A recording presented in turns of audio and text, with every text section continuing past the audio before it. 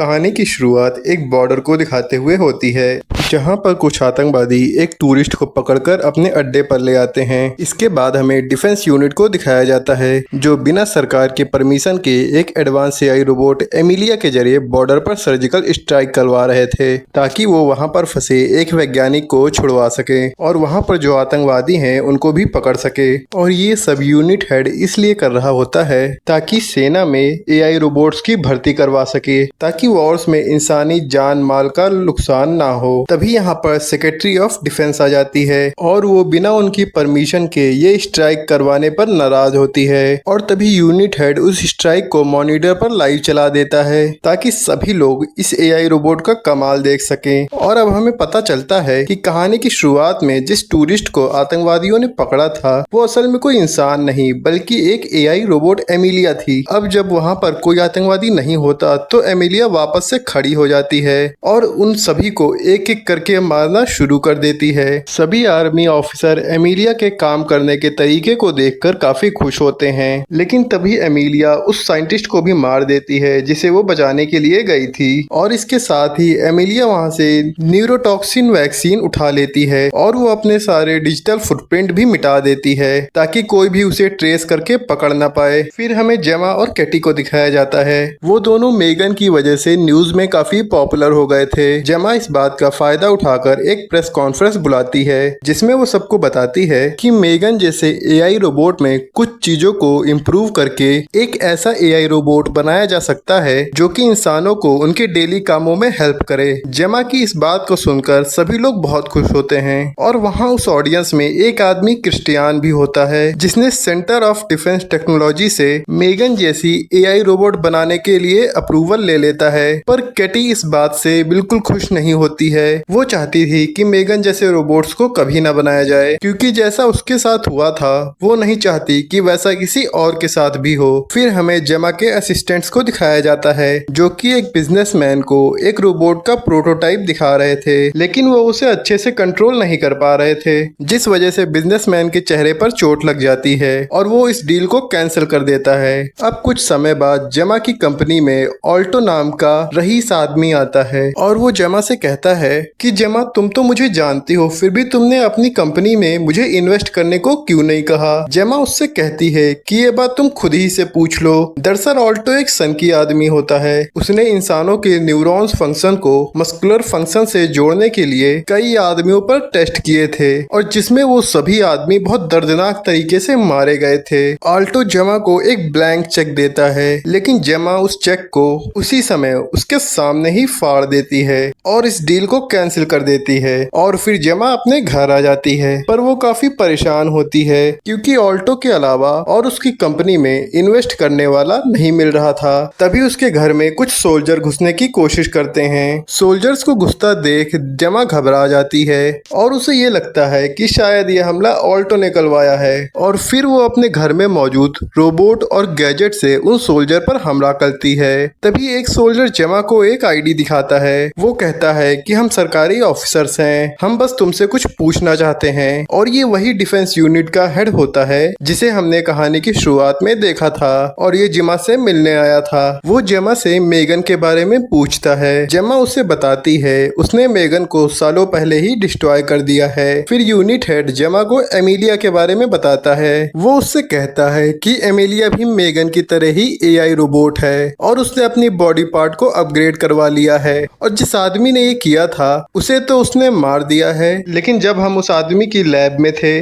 तो हमें मेगन का बॉडी मैप मिलता है, जिससे पक्का है कि इस बॉडी मैप के जरिए एमिलिया के पार्ट्स को अपग्रेड किया गया है। हमें इस बात पर डाउट है कि कहीं तुमने पैसों की लालच में मेगन की इंफॉर्मेशन किसी दूसरे देश को तो नहीं दे दी। पर जेमा उससे कहती है कि उसने मेगन की हार्ड ड्राइव और उसके मदरबोर्ड को 2 साल पहले ही तोड़ दिया था, तो फिर कैसे एमिलिया के बॉडी पार्ट्स को अपग्रेड किया गया। यूनिट हेड कहता है कि मुझे तुम पर भरोसा है, लेकिन सभी लोग तुम पर भरोसा नहीं करेंगे कि तुमने पैसों की लालच में मेगन की डिटेल नहीं बेची। जेमा यूनिट हेड से कहती है कि एमिलिया के बॉडी पार्ट्स को बनाने के बारे में वो कुछ नहीं जानती और ना ही उसने किसी की इस काम में हेल्प करी है। फिर यूनिट हेड जेमा से कहता है कि एमिलिया उस हर आदमी को मार रही है जिसने उसके बॉडी पार्ट्स को बनाने में हेल्प की है, और अगर तुम एमिलिया और गवर्नमेंट दोनों से बचना चाहती हो तो उसके लिए तुम्हें हमें एक एआई रोबोट बनाकर देना होगा जिससे हम एमिलिया के इरादे को समझ सकें और उसको रोक सकें। उसकी इस बात पर जेमा मना कर देती है और वो बोलती है वो फिर से कोई एआई रोबोट नहीं बनाने वाली। फिर वो हेड जेमा से कहता है कि अगर तुमको एमिलिया के बारे में कोई भी बात पता चले तो मुझे जरूर बताना, क्योंकि एमिलिया अब एक नेशनल इशू बन गई है। यूनिट हेड के जाने के बाद जेमा के सामने अचानक से मेगन का एक होलोग्राम आ जाता है। जेमा डर कर इसे एमिलिया समझती है, लेकिन कुछ देर बात करने से उसे पता चलता है कि ये मेगन ही है। वो जेमा से कहती है कि जब जेमा उसे डिस्ट्रॉय कर रही थी उससे पहले ही उसने खुद को इंटरनेट पर डाल दिया था और खुद की पूरी इंफॉर्मेशन सेव कर ली थी और वो उसी समय से इन लोगों को देख रही है। मेगन जेमा को एक ऑफर देती है। मेगन बोलती है कि अगर तुम मेरी बॉडी बना दो तो मैं तुम्हारी एमिलिया से बचने में हेल्प करूंगी, पर जेमा पहले तो उसे मना कर देती है क्योंकि मेगन ने पहले ही उसे और कैटी को मारने की कोशिश की थी। पर जेमा के पास मेगन की बात मानने के अलावा और कोई दूसरा रास्ता भी नहीं था और जेमा मजबूरी में मेगन की फाइल को एक छोटे से रोबोट में अपलोड करती है। वो उससे कहती है कि अगर उसने एमिलिया से बचने में उसकी हेल्प की तो वो उसे एक एडवांस बॉडी में अपग्रेड कर देगी। उसकी इस बात को मेगन मान जाती है और बोलती है उसे एमिलिया के बारे में जानने के लिए एक सुपर कंप्यूटर चाहिए जो कि सिर्फ उस बिजनेसमैन ऑल्टो के पास ही है। अब सभी लोग प्लान बनाकर ऑल्टो की एक बिजनेस पार्टी में जाते हैं ताकि वो लोग उस सुपर कंप्यूटर को हैक कर लें। दूसरी तरफ एमिलिया को दिखाया जाता है जो कि सुपर कंप्यूटर का डाटा चुराने आई थी और एमिलिया अपने प्यार के जाल में ऑल्टो को फंसा लेती है। फिर ऑल्टो एमिलिया को एक रूम में ले जाता है और वहां पर वो एमिलिया को इम्प्रेस करने के चक्कर में अपना सुपर कंप्यूटर उसे दिखाने लगता है। एमिलिया मौका देखते ही ऑल्टो की आइरिस को स्कैन कर लेती है और उस सुपर कंप्यूटर का डाटा अपने अंदर ट्रांसफर कर लेती है। ऑल्टो एमिलिया को रोकने की कोशिश करता है जिससे उनके बीच लड़ाई होने लगती है, पर एमिलिया ऑल्टो को मार देती है और तभी वहां पर मेगन आ जाती है और ऑल्टो के सुपर कंप्यूटर को हैक कर लेती है और वो देखती है कि एमिलिया ऑल्टो की डेड बॉडी के पास बैठी हुई थी। सुपर कंप्यूटर की वजह से एमिलिया को जेमा के बारे में भी सारी इंफॉर्मेशन मिल गई थी और अब एमिलिया उसको मारने के लिए निकल पड़ती है, लेकिन तभी यहाँ पर FBI ऑफिसर आ जाते हैं और एमिलिया का पता लगा लेते हैं, लेकिन एमिलिया उन सबको मारकर वहां से निकल जाती है। एमिलिया को भागता देख जेमा भी उसका पीछा करती है, लेकिन वो उसे नहीं पकड़ पाती। फिर मेगन केटी और जेमा को बचाने के लिए एक अंडरग्राउंड बंकर में ले जाती है। मेगन एक स्पीकर से उन लोगों को एमिलिया का प्लान बताती है। वो कहती है कि एमिलिया बहुत ज्यादा पावरफुल बनना चाहती है, इसलिए वो अपनी जरूरत का सभी सामान इकट्ठा कर रही है ताकि वो इस पूरी दुनिया के रिसोर्सेस का इस्तेमाल कर सके और पूरी इंसानियत जाति को खत्म कर सके। मेगन उन सबसे कहती है कि तुम लोग कुछ दिन बंकर से मत निकलना वरना मारे जाओगे। मैंने तुम्हारे लिए यहाँ पर खाने पीने का इंतजाम कर दिया है ताकि तुम लोग यहाँ पर सेफ रह सको। इतना बताकर मेगन ऑफलाइन हो जाती है। बंकर में कैटी को मेगन की एक टूटी फूटी बॉडी दिखाई देती है जिसे मेगन ने खुद ही बनाया था। केटी मेगन से कहती है कि मुझे पता है कि तुम मेरी जान बचाना चाहती हो, लेकिन इस समय सिर्फ तुम ही हमको बचा सकती हो और तुम्हें इस वक्त केवल मुझे ही नहीं बल्कि पूरी दुनिया को बचाने के बारे में सोचना होगा, क्योंकि ज्यादा दिनों तक हम इस बंकर में नहीं रह सकते और अगर हम ज्यादा दिन यहाँ रुके तो एमिलिया हमें कभी ना कभी ढूंढ ही लेगी। अब मेगन एमिलिया को रोकने के लिए तैयार होती है और वो सभी लोग मिलकर मेगन को एक पहले से एडवांस और अपग्रेडेड बॉडी देते हैं। मेगन उनको बताती है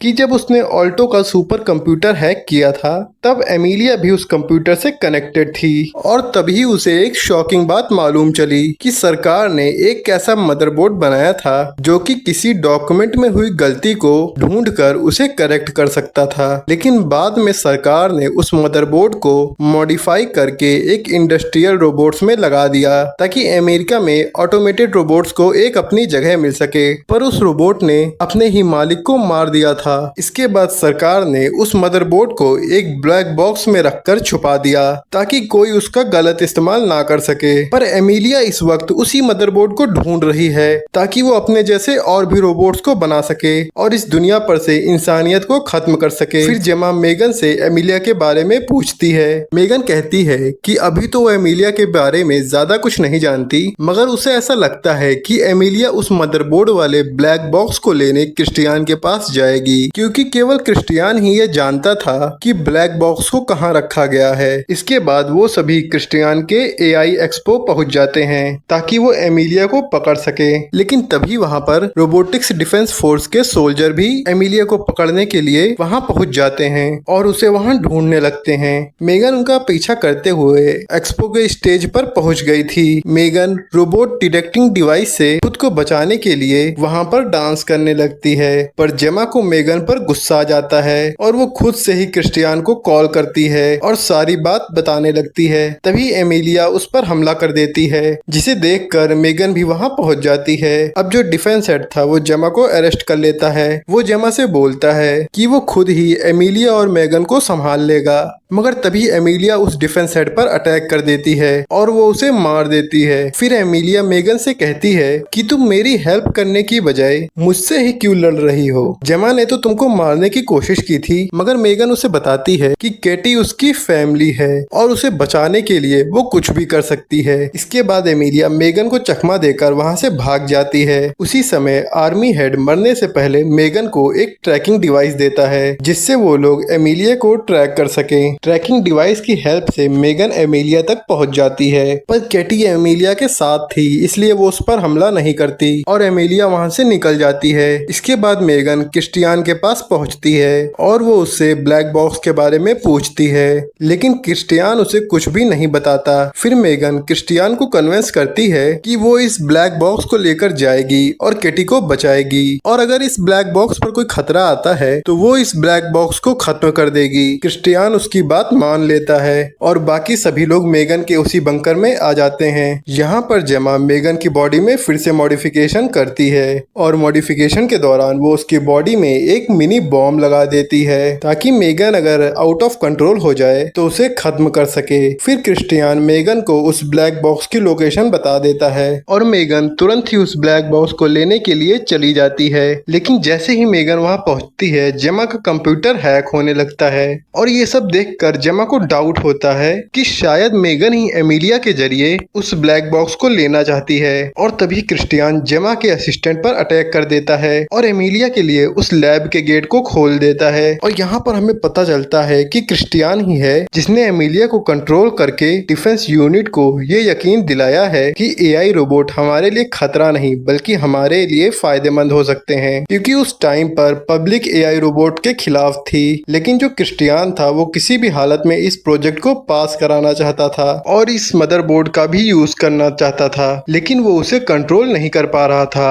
और तभी उसे मेगन के बारे में पता चलता है जो कि उसके प्लान के लिए एकदम परफेक्ट थी। अब क्रिस्टियान जेमा को एक हथियार देता है और उससे कहता है कि इससे मेगन को डिस्ट्रॉय कर दो, लेकिन जेमा ऐसा नहीं करती। लेकिन तभी मेगन जेमा को धक्का देती है और खुद को एक न्यूरोचिप में ट्रांसफर कर लेती है और उसकी बॉडी वहीं पर गिर जाती है, जिससे सबको लगता है कि मेगन अब डिस्ट्रॉय हो गई है। क्रिस्टियान जेमा को भी कंट्रोल करना चाहता था, इसलिए वो जेमा के अंदर मेगन वाला नैनो चिप लगा देता है, जिससे मेगन की कॉन्शियसनेस जेमा के अंदर आ जाती है। फिर जेमा का एक असिस्टेंट केटी के पास आता है और केटी उसे बताती है कि एमिलिया को मेगन के कोड से ही बनाया गया है और अगर वो लोग एमिलिया के कोड को रीसेट कर दें तो वो लोग मेगन के कोड को एक्टिव कर सकते हैं। केटी और असिस्टेंट इस काम में लग जाते हैं और वो एमिलिया के अंदर मेगन का कोड एक्टिवेट कर देते हैं, जिससे जो एमिलिया थी वो अब केटी की हेल्प करने लगती है जैसा कि मेगन करती थी। और तभी यहाँ पर कुछ पुलिस वाले आ जाते हैं और एमिलिया के ऊपर ईएमपी गन से हमला करने लगते हैं, जिससे एमिलिया के अंदर